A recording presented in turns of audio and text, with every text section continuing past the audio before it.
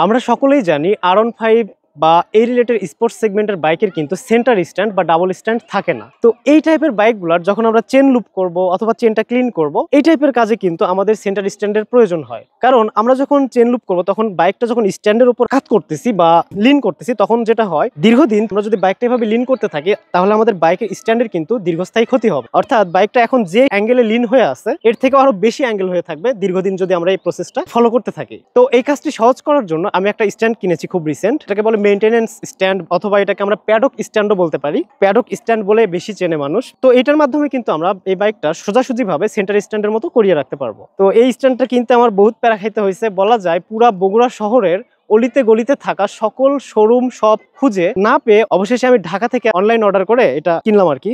এইমাত্র কুরিয়ার থেকে রিসিভ করে আনলাম। এখন পর্যন্ত প্যাকিং খোলা হয়নি বিকজ অফ আনবক্সিং করতে হবে। তো চলুন এট ফার্স্ট এটা আমরা আনবক্সিং করি।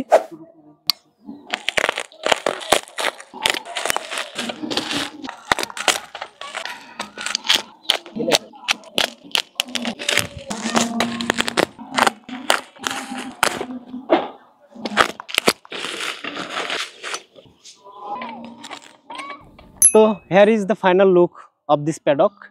প্যাডকটি আনবক্সিং করে আমরা এমনটাই পেলাম। আমি যদি এটা কাছ থেকে দেখাই, এখানে কিছু ফিচার্স রয়েছে যে ফিচার্সগুলো আমার কাছে স্পেশাল মনে হয়েছে। তো এই স্ট্যান্ডটার স্পেশাল যে ব্যাপারটা সেটা হচ্ছে এটা কিন্তু একটা রাবার, প্লাস্টিক না মেটালও না, এটা একটা রাবার, অনেক হার্ড টাইপের।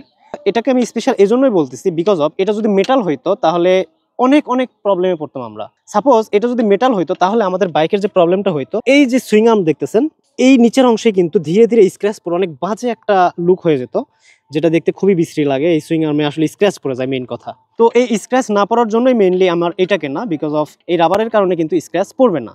এর চেয়ে কম দামে একটা পাওয়া যাচ্ছে, সেটা যদি আমরা নেই তাহলে আমাদের সুইং আর্মে কিন্তু স্ক্র্যাচ পড়বে। দ্যাটস ওয়াই আমাদের বাইকের কিন্তু একটা ক্ষতি হয়ে যাবে বলা যায়। সো এটা আমার কাছে স্পেশাল ফিচার মনে হয়েছে। পাশাপাশি এটা কিন্তু যে কোনো বাইকের জন্য কাস্টম করে আমরা ছোট বড় করতে পারবো। দুই পাশেই আসলে রাবার অ্যান্ড ছোট বড় করার অপশন দিয়ে রেখেছে, অর্থাৎ যদি আমরা কম দামি বাইকেও ইউজ করতে চাই সেটাও পারবো। অ্যান্ড হুইলটা অনেক ফ্রি আছে।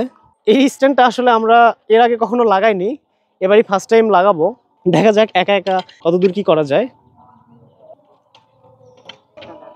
তো অ্যাট ফার্স্ট আমরা প্যাডক স্ট্যান্ডটা এইভাবে মাঝখান দিয়ে দিব অ্যান্ড এই দুইটা আমরা অ্যাডজাস্ট করে নিয়েছি। এই রাবারের মতো যে অংশটা খুবই ইজি, দেখুন কতটা ইজি।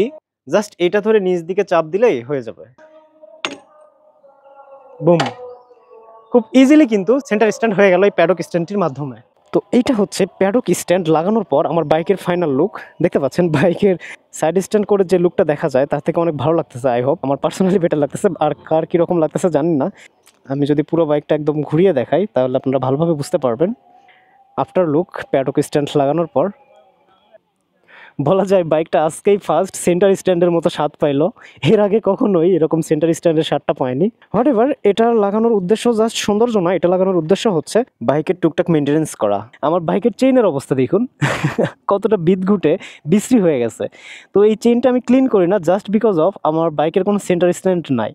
অ্যান্ড একা একা ক্লিন করা তো ওইভাবে সম্ভব না। বাইকটা সাইড স্ট্যান্ড করে বাইকটা লিন করে ক্লিন করব, এইটুকু শক্তি ধৈর্য কোনোটাই আসে না। পাশাপাশি আমরা যদি এরকম স্ট্যান্ডের উপর বারবার প্রতিনিয়ত করতেই থাকি তাহলে কিন্তু স্ট্যান্ডটা বেন্ড বেশি হয়ে যাবে এবং বাইকটা লিন হয়ে বেশি থাকবে। আর রেগুলারলি সার্ভিস সেন্টারে যাওয়া পসিবল না এই টাইপের ছোটোখাটো কাজের জন্য। তো এখন যেহেতু প্যাডক স্ট্যান্ড লাগাইছি, এখন কিন্তু আমি খুব ইজিলি চেনটা ক্লিন করতে পারবো। পাশাপাশি চেনটা লুপ করতে অনেক ইজি হবে। এই ধরনের টুকটাক মেনটেনেন্সের জন্যই আসলে স্ট্যান্ডটা কেনা।